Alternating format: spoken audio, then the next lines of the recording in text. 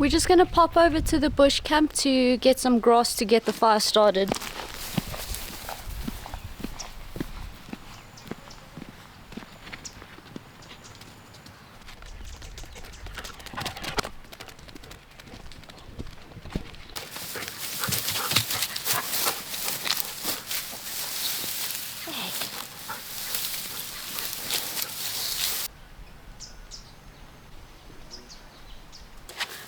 Okay, we're gonna get started. We'll just get the fire going at least. Just got a nice tight bundle of the grass here. And we're actually not doing a bush fire today and just one in the garden because dry season is here. Winter is our dry season. It's also fire season. We have to be very careful, and I just don't want to risk causing a massive bushfire just from cooking my food. So we're just going to do it nice and easy and chilled here in the garden. Kotsi, move, come now. Got our little twiggy sticks. I have to watch this oak with because he loves chewing sticks and he steals all my firewood just to chew on it. I'm just going to put that on top of the grass, maybe a bit more.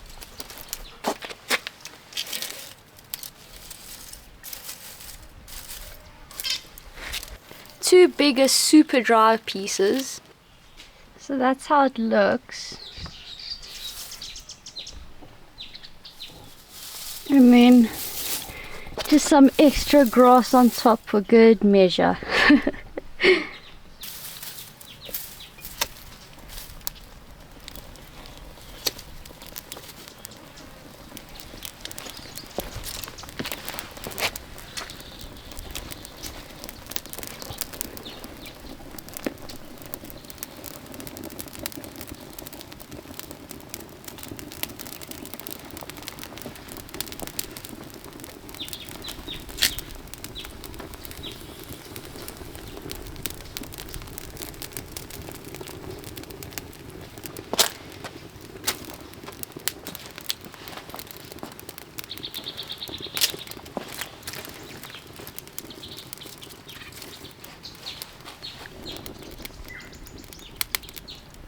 Okay, it's actually going the first try and never get it the first try, so I'm going to add some bigger sticks here. Wow. Actually, just decided to throw the rest of the twiggies that I got. Might as well make use of them, you know. So that's getting going. I just want to get some more wood while I can. And actually back here, just behind everything, that's our neighbor over the fence here, but this tree was just really so overgrown and taking over the fence. So we just did some bush trimming and now it's perfect firewood we got back here. Can you help me? Can you help? Can you help? Yeah, bring this one. Bring it. Yeah, good job. Come on.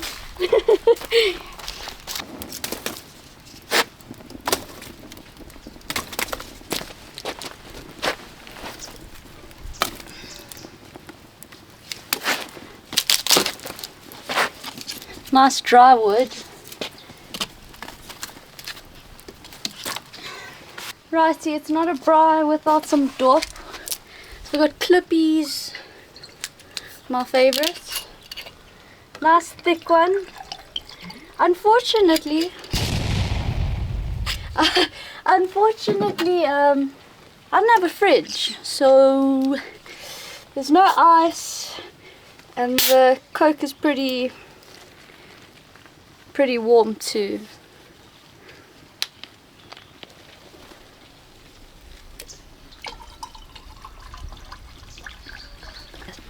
Look at that.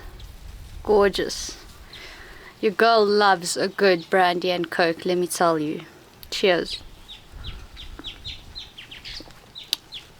Spot on. Actually been feeling pretty shit, so we're gonna do 3 of my favorite things to remedy that. Eat food, get drunk, and smoke. Fire's going nice, so I just added a big fat log to keep it going. Gonna be rolling with my lacquer Limpopo weed, really terrible quality. But I haven't had all the money in the world to go to Joburg and get what I usually smoke, so this will have to do. Oh my god, these flies are fucking me off, bro.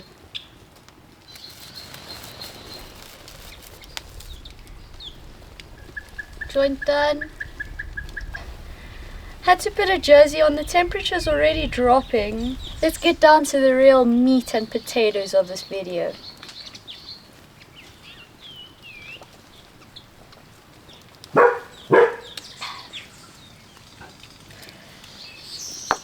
Can I afford to? Quartz okay, boy. The honest answer is that I don't know. The reality is I bought this place about 3 years ago. And it's been an absolute uphill the entire time.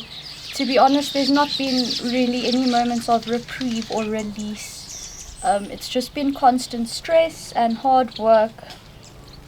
Financially, I've been struggling from the time I bought the place because it's just been constant money going into fixing things, maintaining things, and things are breaking all the time. And this is also why I wanted to start the channel, to show you guys that you know, farm life can be awesome and really fun and beautiful, but it's fucking hard work. It is terribly taxing on your mind, body and soul. And only if it's truly what you want, if it's your passion, if it's your calling, that's not gonna matter at all. And a great example of just, you know, the financials is for 2025 December, I couldn't afford food for Christmas. All I ate was pup, and that's all I had in the house. That's all we could eat. For nearly, you know, 6 months or something,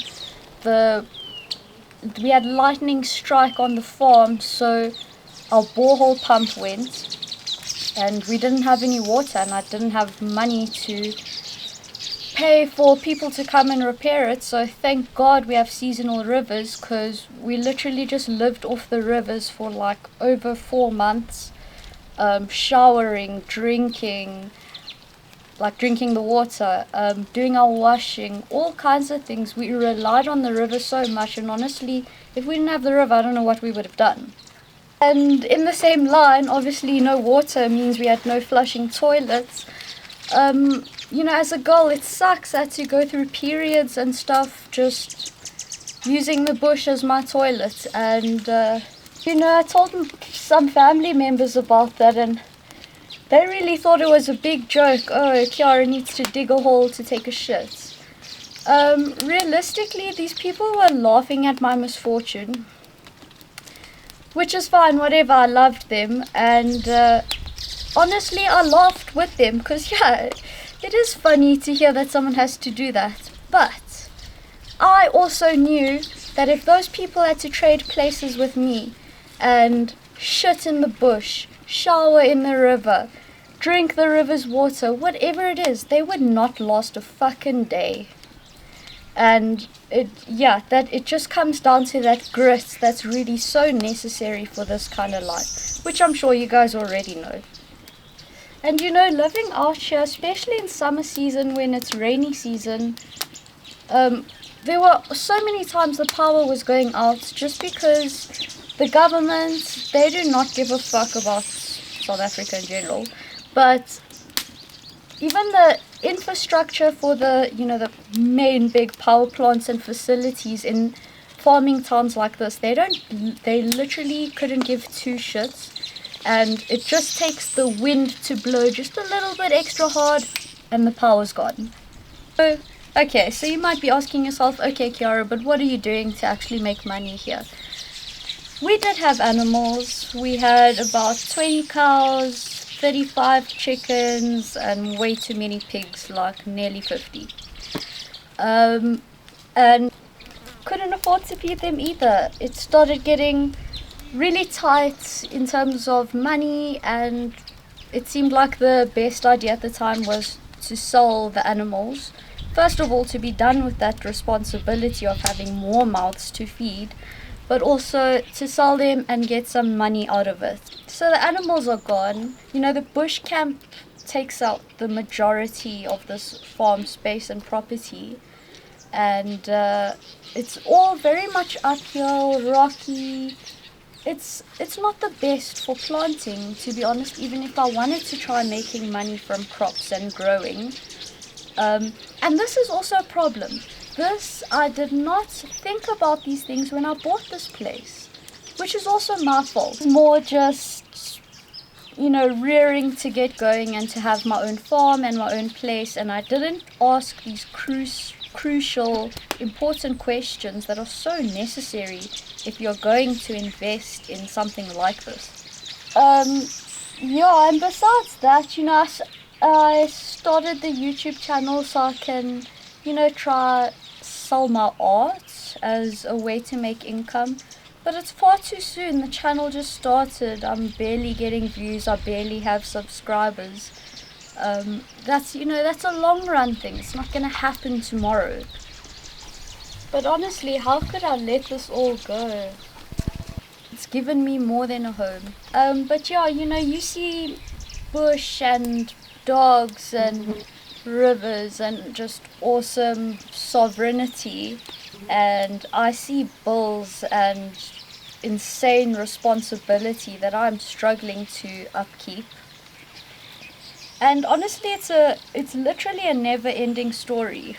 You might think you've put in enough money, you're done, now you can start making money. No, there is always something that needs to be fixed. There's always something that's going wrong. It's a never-ending story. I don't know if you can hear it on the mic, but this fire's freaking whistling. And something I've really been battling with is just the decision of should I sell or should I try and make it work. And in reality, selling the farm doesn't mean I'm giving up on my dream, and this can apply to anything, you know, you guys might be going through or struggling with in life. It doesn't mean that you're giving up on a dream, and honestly, I don't think so. I'm only 26.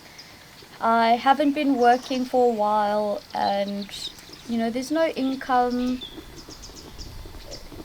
I'm on a sinking ship at the moment, so you know, there's a point where you do have to cut your losses and just take it back to the drawing board a bit. This has definitely been an experience to learn from, if anything.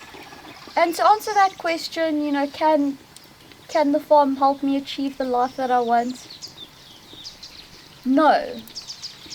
As it stands right now, no, not anymore.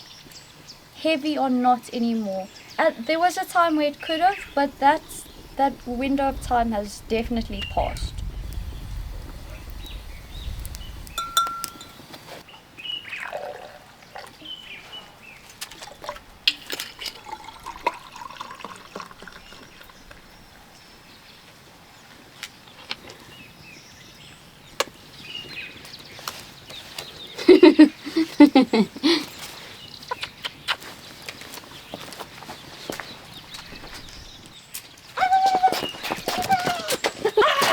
Oh, gods, whoa. Here's the second one, cheers. So, what good can come out of me selling the farm, besides the obvious? You know, there's been talk about me wanting to look into becoming a ranger, possibly having to go back into work, and you know, with any sort of industry you're in, it's constantly evolving, and I've been out of guiding and the safari industry for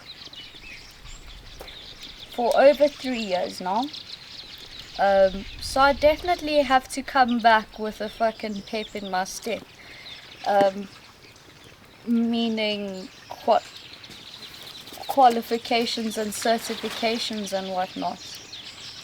And yeah, you know, selling is definitely gonna help me do the courses that I need to achieve the level of excellence that I want to.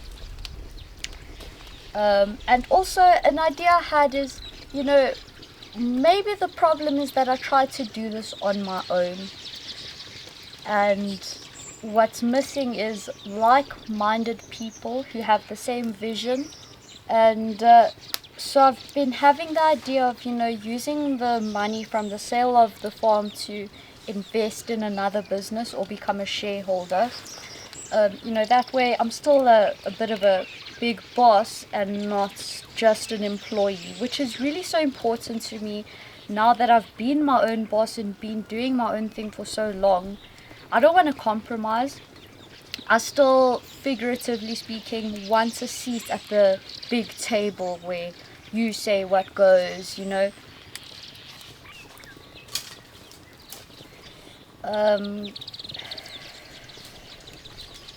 Which isn't easy. I also have to now fucking look for these people and places that I can integrate into, but can also integrate me into the team. You know, not everyone is going to get along. You know, yeah, I've got a lot to think about. I've got a lot going on. I started the channel with the idea of showing people the actual realities and hardships of bush life and farm life, and this is really the pinnacle of it. Like, I'm having to sell because this farm has rendered me fucking with nothing to my name at the moment besides a car and a dog and a 70-pound crossbow. I hope you guys are still interested at the same time too. I was really scared that this, you know, I'm gonna sell and now the YouTube channel isn't gonna work, but it's really just a part of it all. I don't want to become one of those vloggers, but you know, it's definitely gonna be an interesting journey for you guys to see how the dream becomes actualized, I guess. But yeah, at the moment, you know, things have become a bit dilapidated, to say at the least, because I've just, for the past couple months of 2025, I've not had any money to do anything that was necessary here until recently, just from selling the animals and stuff. So what's currently happening is I'm getting the farm ready to be sold. So if anyone wants a farm, wants this place, let me know. Yeah, so this place is going to go on the market soon, and I'm just going to stay here looking after things until we get a buyer. When a buyer comes along, God knows what I'm going to do. I guess that's the beauty about being in your 20s, is that you don't have to have all the answers. And even, you know, even in your 30s and your 40s, it's your first time living. You don't need to have all the answers. I'm starting to talk so much shit. But that's what's going on, and I just wanted to be transparent with everyone and keep you guys updated. The fire is really nice and hot at the moment, and when I went into town to get the stuff for this video, they had like 6-8 marrow bones on special for 50 bucks, 50 rand, which I feel like is cheap. I don't know if it's expensive to get marrow, but it felt like a steal, so it was impulsive and I got it. And apparently cooking marrow on like heat is essential, so while the fire's like this, we're first actually going to do those on the fire and then get the main bulk of the food going. And yeah, you know, since we're around the fire, might as well include some cool little bush stories that I have for you guys. Oh god, dude, I'm feeling lit and it's only my second drink.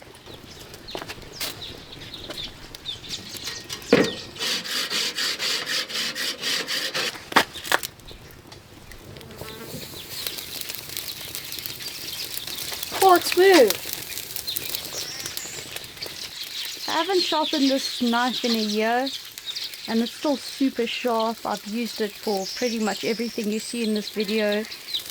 So, you know, obviously with moving, most of the stuff is actually in boxes already and whatever. I don't have tongs. I don't know how I'm actually going to get this shit off. So somehow I'm gonna take them off with these two sticks.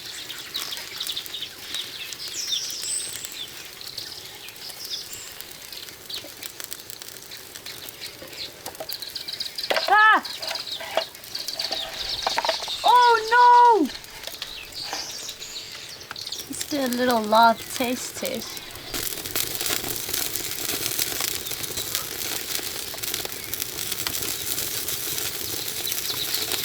Top notch.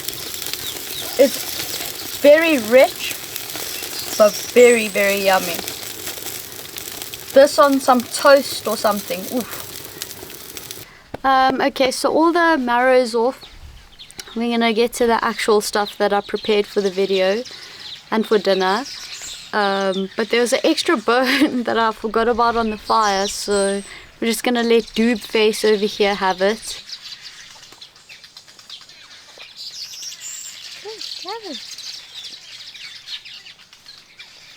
Yeah, enjoy, Bubby. They're for you. So,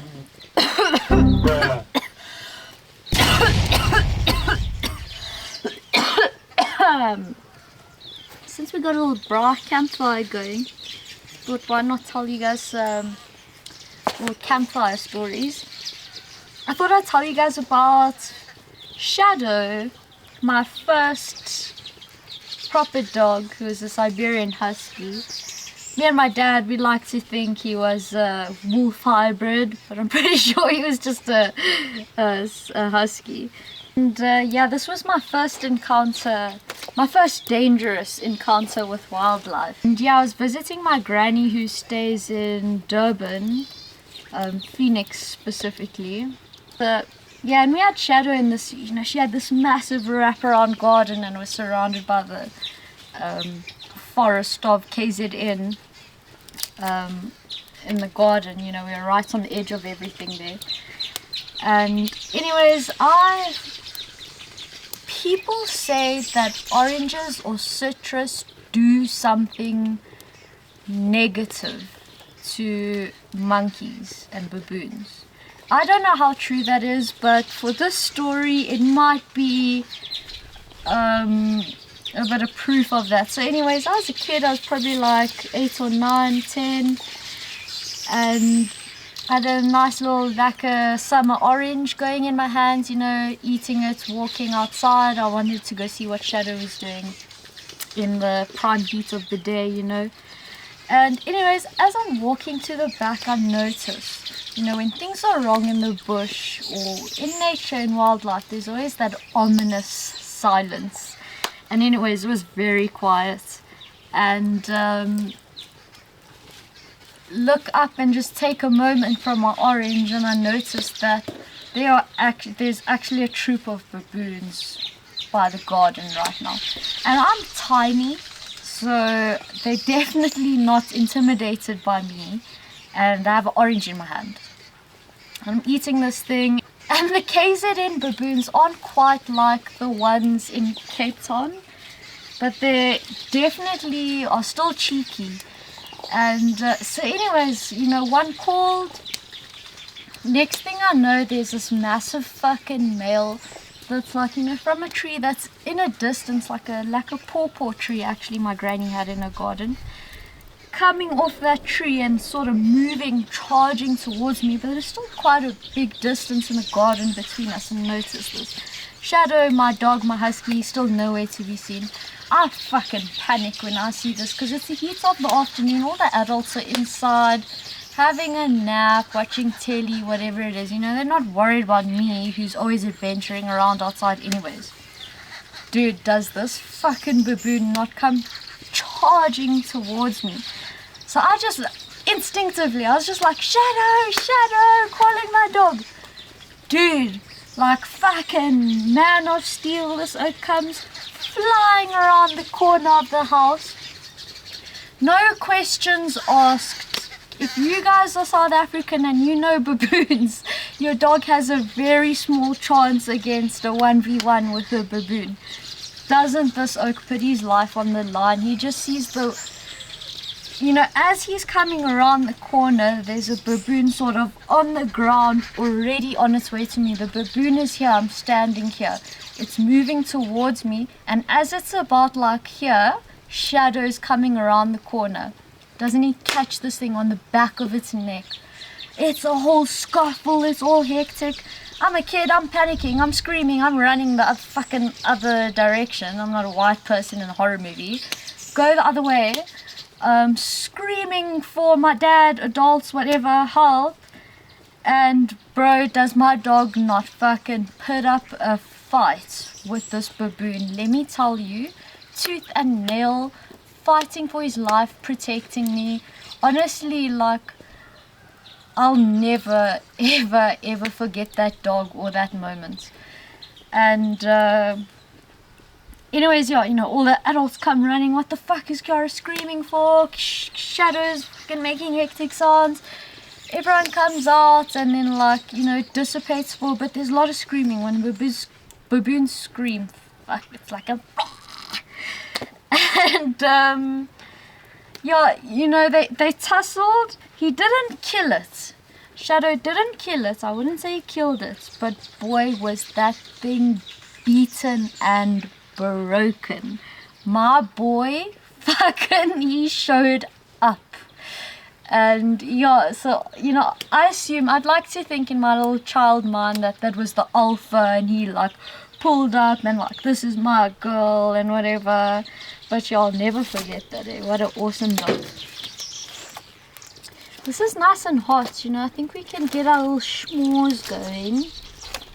But yeah, let me tell you guys what I've got prepared for actual dinner tonight. I got a dip ready, which was just chopping up a lot of mint, a lot of coriander, more than you even think necessary. And something that I forgot to film to show in the videos, that I also added quite a bit of lemon juice to this. And some Greek yogurt, and that's going to be our dip for the main. And the main, I don't even know what you'd call it. I don't want to say wraps, I don't want to say pitas. So all we did was mush down some beef mince into a wrap with some good old seasoning, and just folded that over. Very important to make sure that you can fold it nicely before closing it, because otherwise it tears. I wanted to do asparagus wrapped in bacon. One of the things just out here in the farms is that you can't always get what you want in town. So the closest I could get was green beans. So we're just doing like little green bean too, like 3 or 4 green beans wrapped in bacon. I'm more of a savory person than I'm a sweet person. So I saw savory s'mores that you can do. So I got some brie cheese that will like cut into little cubesies to roasty on the fire, and then when that's nice and melted and warm, we'll slap it on a nice little crispy cracker that I got with some jam, and that's gonna be like our starters. We need a 4th one going. Quick adjustment into some warmer clothes. Cheers! Brie is my favorite of all the fancy cheeses. And yeah, let's just roast this off a bit and see how it goes.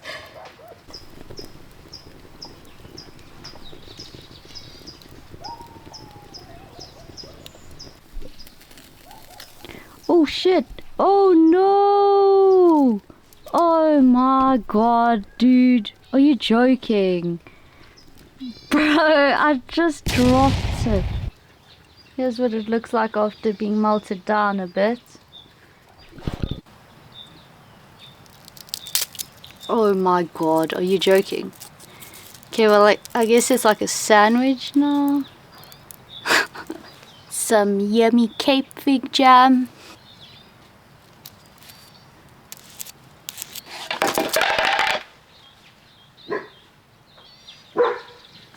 It's okay, it was me.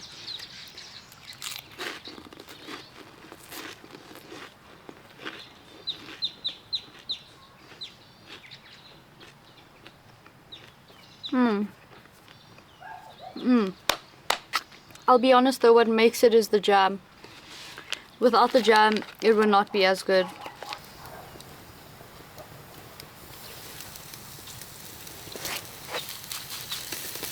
Holy shit, way too much, way too much. Okay, these are coming off and I just slapped on our wrapsies.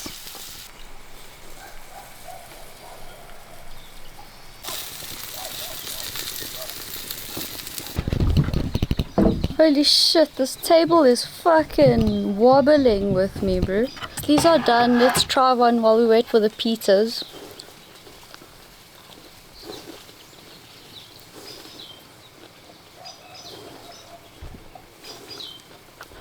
I mean, it's beans wrapped in bacon. It's nothing special. Okay. I put them on when the fire was way too hot. Just because I'm in a rush for my camera battery, but yeah, you know, if you like crispy food, this is it. I just pulled them off, but like, my fire is definitely way too hot, guys. Okay, I don't have really any camera life left, so let's try this out real quick. It's my burnt pizzas, pretty much.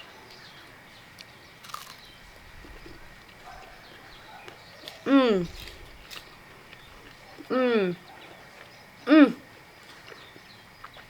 The dip is what makes it so important.